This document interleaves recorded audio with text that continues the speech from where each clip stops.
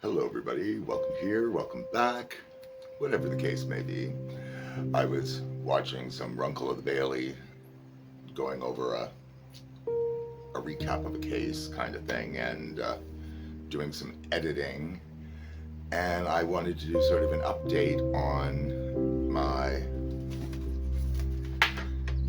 makeup from way earlier today. There we go.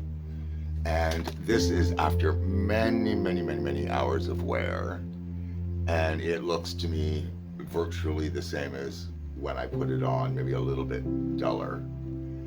But it really lasted. This was just a spontaneous whim of a thing I wanted to sort of check out after so many hours. And let's see, can I calculate the hours from when I did this?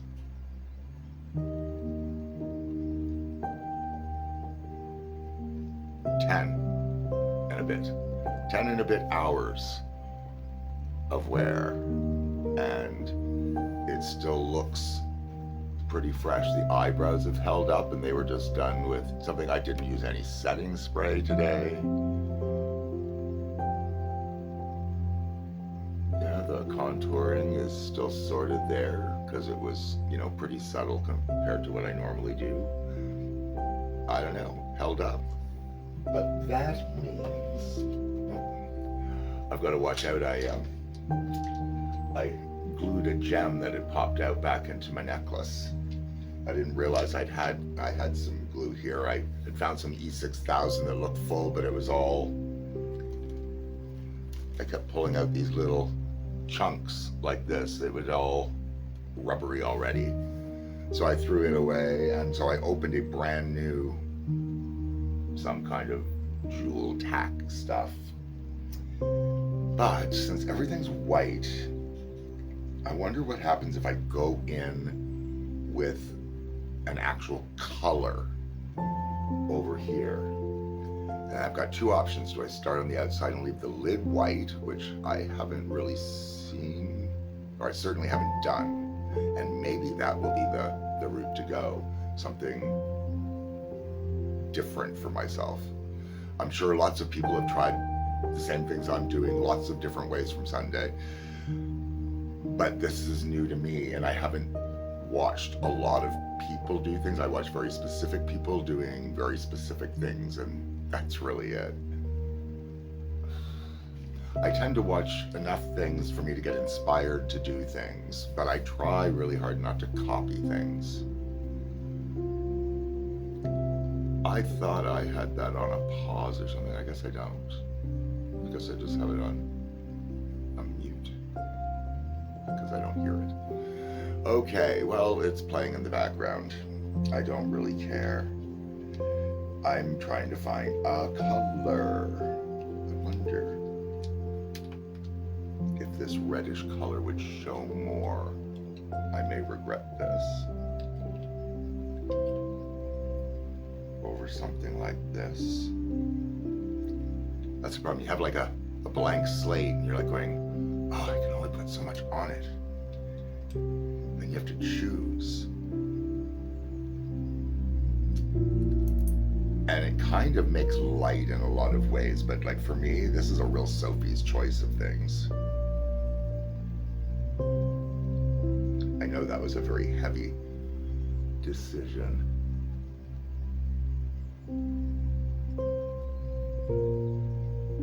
For a mother to have to make in that movie, and certainly doesn't compare with choosing a pigment color.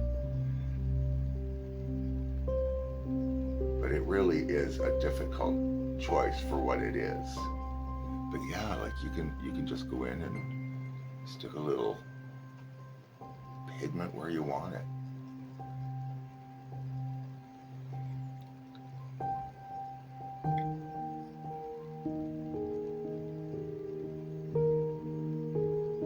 Try not to get too close to the mirror so that people can see what I'm doing. And by people, I mean eventually, like in 20 years, it'll be me. I'll be sitting there going, what the hell did you think you were doing, dude?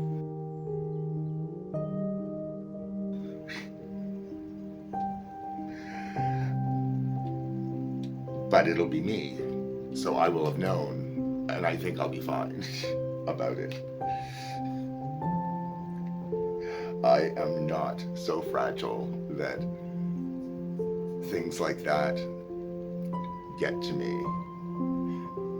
I have had embarrassing situations happen. I've been on stage. There's good life lessons in some of this anyway. But I remember being on stage and doing a song and dance, and we were doing Thoroughly Modern Millie. And I was playing Bun Fu, who was Chinese, and I had to learn to sing in Mandarin and speak in Cantonese and their tonal languages, and it was terrifying. There were some people that understood the language sitting in the audience, and they told me that I got most of it right, that they understood and it wasn't offensive. And not being offensive was the best I could hope for. They just didn't have anybody of an appropriate ethnicity come out for the role. And so they had to cast based on who was there. And originally they were going to put us in sort of latex eyelids, and I'm like going, you can't put me in that kind of face. And ultimately they kind of did. They made us look very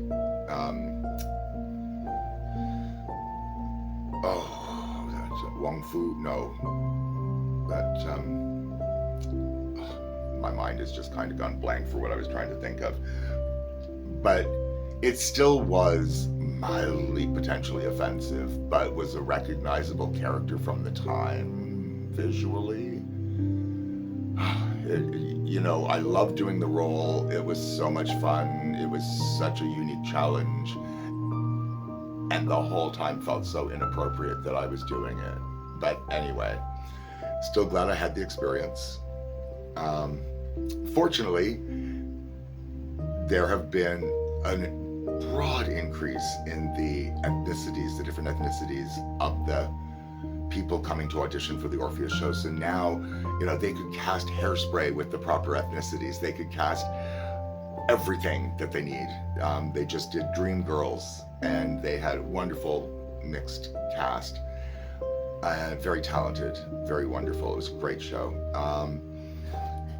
But this is the thing. I love watching the growth that things come through. I get that at the time that I was cast in that, I was the best choice they had for that from the array of people offered. Now, there are lots of people audition for these shows, and it is a challenge to narrow down who you really want for your cast, because there's a lot of variables. There is the what can people do, but then there's the, oh, what's a little unexpected, right? Like, how do I get that in there? Because people will be like, oh, I wasn't expecting that, which is always good for theater or film.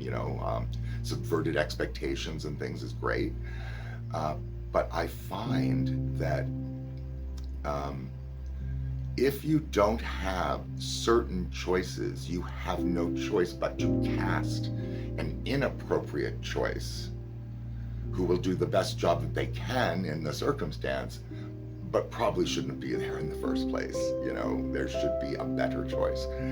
And for me, me playing a Chinese person, me at 6'3", whatever, blah, blah, blah, it's good. I got to break some stereotypes in a lot of ways. I remember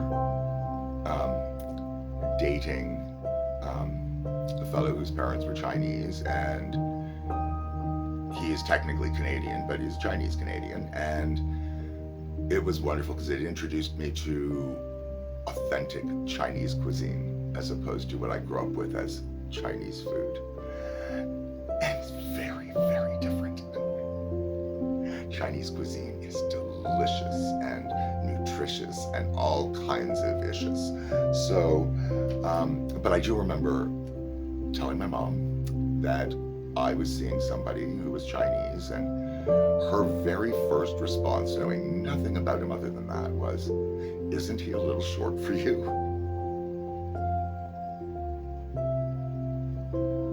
Now, I laugh because the irony is he was 5'11". And I got to explain that to my mom, going like, I don't know why you would automatically assume Chinese equals short person. But anyways, that's where her brain was with that kind of thought. And I don't think of things like that. It's really bad because I have spoken to people since on subjects of race because I like to be knowledgeable and get more information so that I don't feel foolish or naive when situations present themselves to me. I might be uncomfortable or it might be a foreign situation, but it will not totally blindside me, and that is very, very important to me. If I get blindsided, I often flounder. I have to stumble, recover my footing, and move on. And I don't have time for that at this age. So I need things to be like, okay, no hiccups, but I get it. Just don't. Okay, moving forward, we're good. On to the next, thing in life. I had a point that wasn't even where I went there. Like that is just how these things go. Doesn't get more authentic for me than that. What was I talking about? Okay, it was the theater, and when I'm editing, hopefully it will jog my memory and I'll be able to put something up here or something up here or something across here.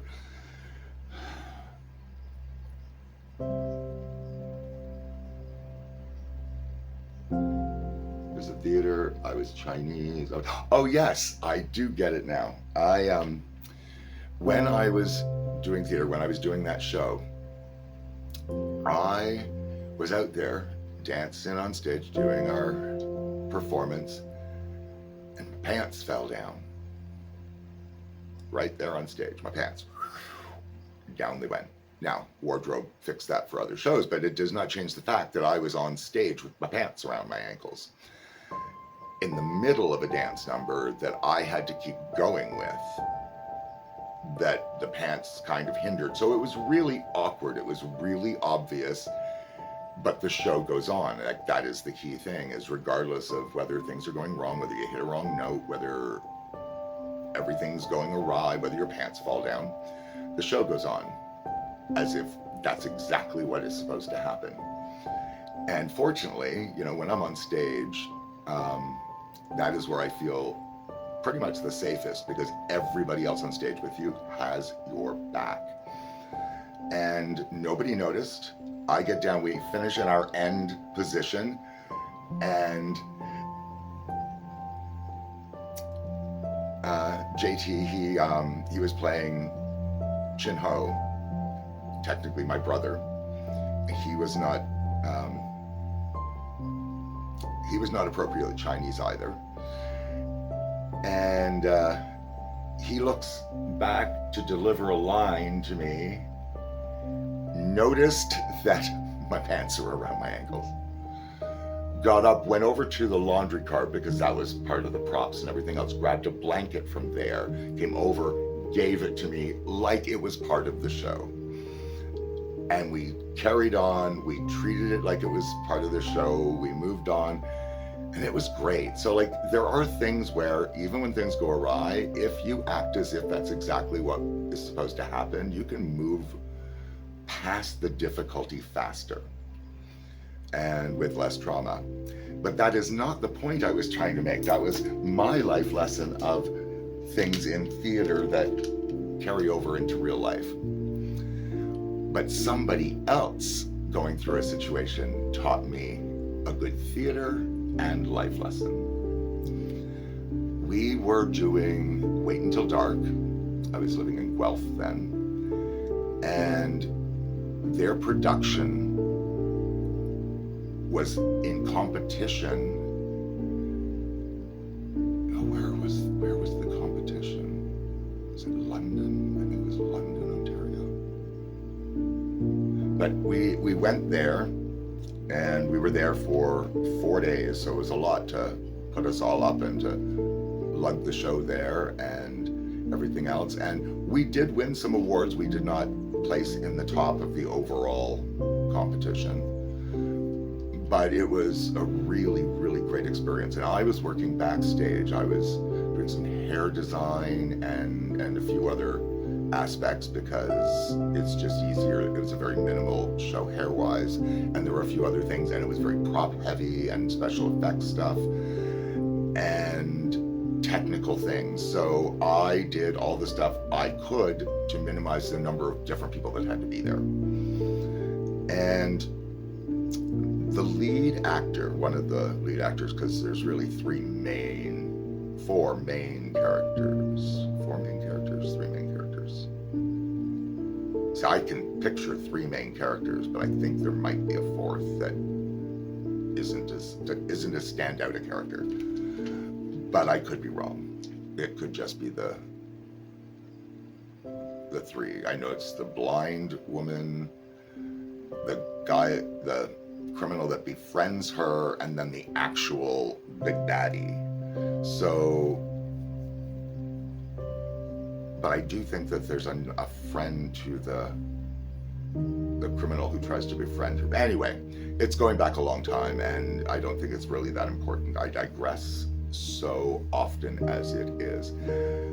But he was on stage, and it's a very serious show. It's a very somber show. It's got a lot of suspense to it. If you don't know the story, definitely go and watch the movie. It is very, very, very, very well done, and almost exactly the same as the stage play. And it's exciting because you get to see somebody throws a knife and boom, it hits the wall, and it's all illusion and stuff like that. So it's theatrics. Stop! Oh. Don't touch that!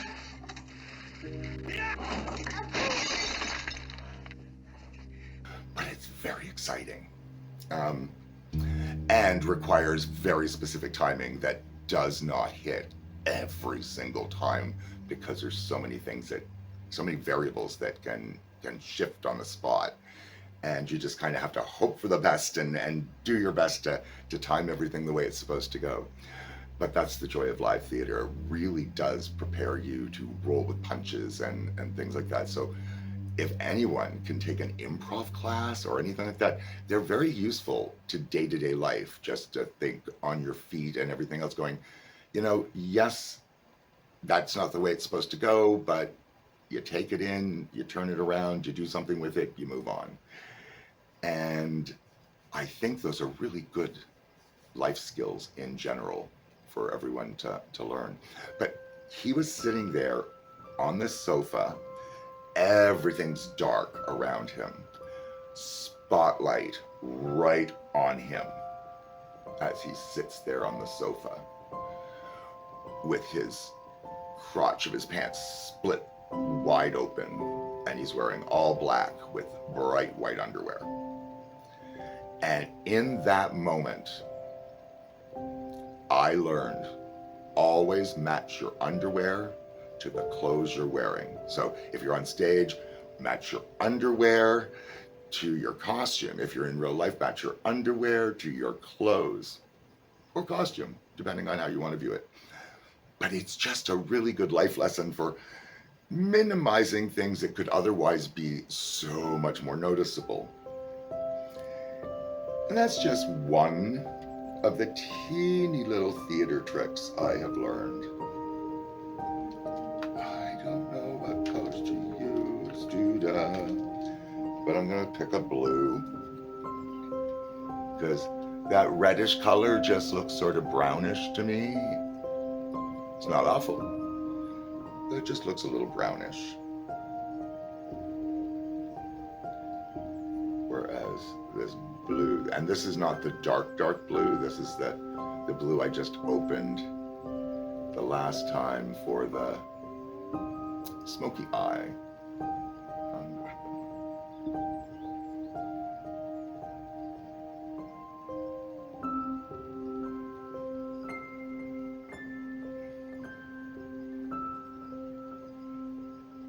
And And you really need to use sort of a light touch when you're doing these, because they'll just spread everywhere. But yeah, just suddenly, boom, color shift.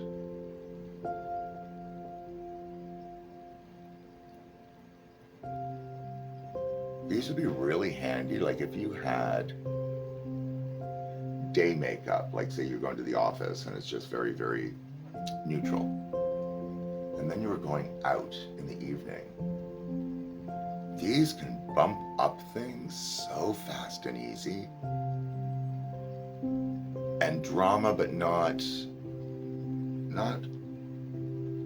necessarily gaudy. You know, like if you're me, you get to be gaudy. Somebody said, I do gaudy things. And it's like, yeah, I can do gaudy. The time that they were saying it though, I was wearing my purple outfit and I'm like, that wasn't gaudy, that was coordinated. I can do gaudy. It's like I was wearing a purple shirt, a tie, a purple skirt with a little bit of ruffle and a little shine in it with coordinating makeup. I'm like going, how is that gaudy? But anyway, I guess to some people that would be gaudy. I guess that would be fair. But those would be the people I'd be like going, oh my God, how could you live your life that bland? So it's just different opinion of the same things. Now, Fluffy Brush is my friend.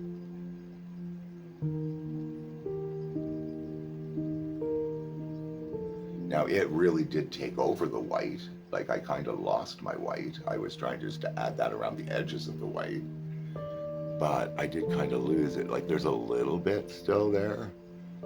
And I was trying to keep it in here and it just spread. So this is something that is designed to spread and blend, and you know, that's the effect part of it, I guess. Now again, can I bring this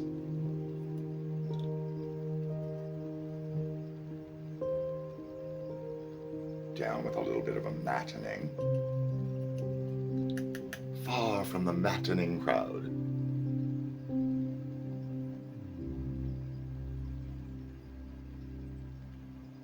Yeah, so that technically works just to dull the shine going up my face so high. Like I could really change that a lot depending on what I put there. I don't want to waste product. I'm just playing. And I will play till I overplay and can't play no more, but I do want a smaller brush. It's probably my problem. I just used too big a brush for what I was doing there. Let's see. Now, if I just shove a purple in, I like how purples and blues play together.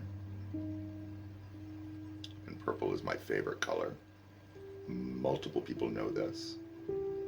A lot of people are surprised by it because I don't wear it a lot because it is my special color, but it is my favorite. So I will notice it on other people.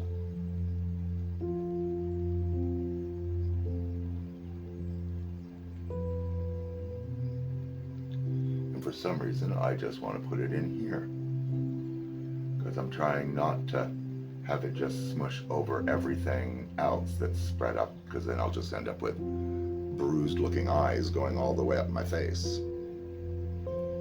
And I know that because I've done it before. But if I concentrate it, because I've done a totally different shape of eye, I just sort of just rounded, so I didn't do any wings. So again, I don't have anything going out here. But I thought, well, I can still deepen these corners in here and see what that does. And I like what that does.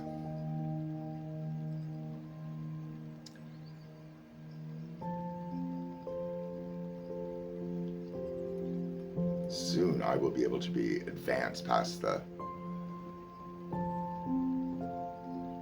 Well, when I talk about my ability to do makeup, I talk about like makeup artists, and they are this beautiful set of makeup brushes. That is what they are. as a makeup artist. Whereas I am a makeup applicator. So I am one of those little sponges on a stick compared to a makeup artist being, these wonderful sets of brushes. Now, soon, I think I will be able to say that I've advanced enough. No, I'm not done with that one. I'm advanced enough to be a brush, maybe a cheap brush, but a step up from that sponge on a stick applicator.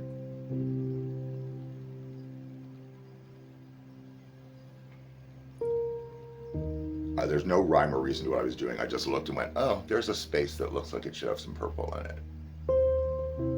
So that's what I'm doing. That's pretty much how I apply makeup. Going, oh, there's a space. What should be in that space? Sometimes the answer is nothing. Because you kind of need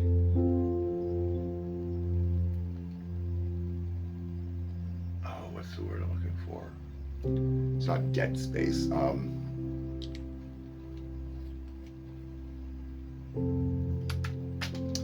Well, it's kind of a spot for things to be able to breathe. In music, you could have that too, because you can't just have everything crammed in. Now, it's the same thing. Right now, all of my makeup videos, like I cram a bunch of stuff in because I'm learning stuff. Eventually, it will be well chosen. This is what needs to go here. This is what needs to go here, and I will evolve. And I'm not sure it'll be more interesting then than it is now. It will just be the next evolution of whatever is meant to be. But that is literally what I am working on. I've got a bunch of neutrals here I haven't tried, but maybe this would have been a good day to have tried a neutral. But I don't feel like being done with the color story, so in comes a pink. When in doubt, stick a pink in. Because this pink is so shiny.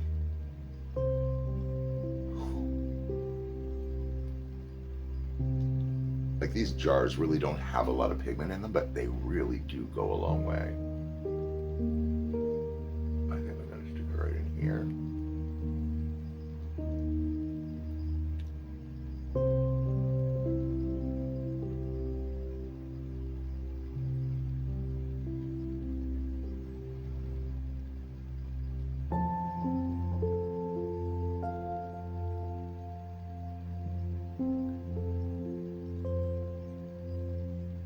Really are so much fun though, just to play with. I don't know what I'm gonna do when I start running out of my favorite colors of these. I'm so gonna have to, I don't even know if it shows the way it does in real life. That's always the challenge here.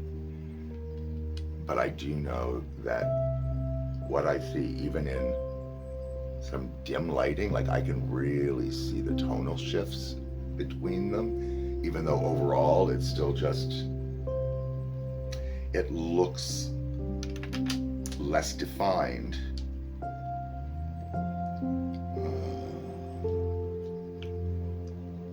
Different purple. Oh, this is the one with the sparkle in it.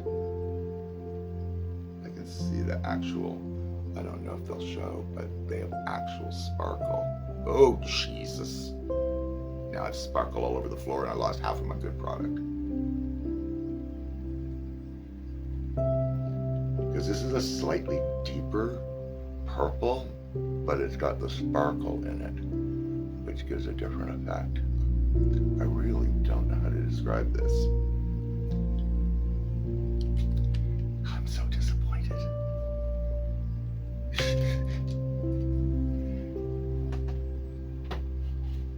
There's no sense crying over spilt pigment that I can see all over the floor. And that was really a fair bit of pigment. But again, see, it totally changes. Everything there was just white or light. And now it's got different tones in it. So you can really, really change things. Oh, it's so moist. I'm so moist. Oh, give me some Zen frog.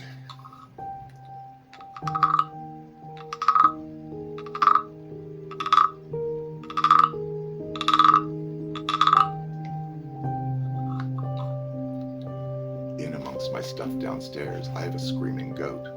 Some days call for screaming goat energy, but it's packed away right now and I need to find it. But it was my favorite gift for a long time from a friend because she knows how much I really enjoy in real life screaming goats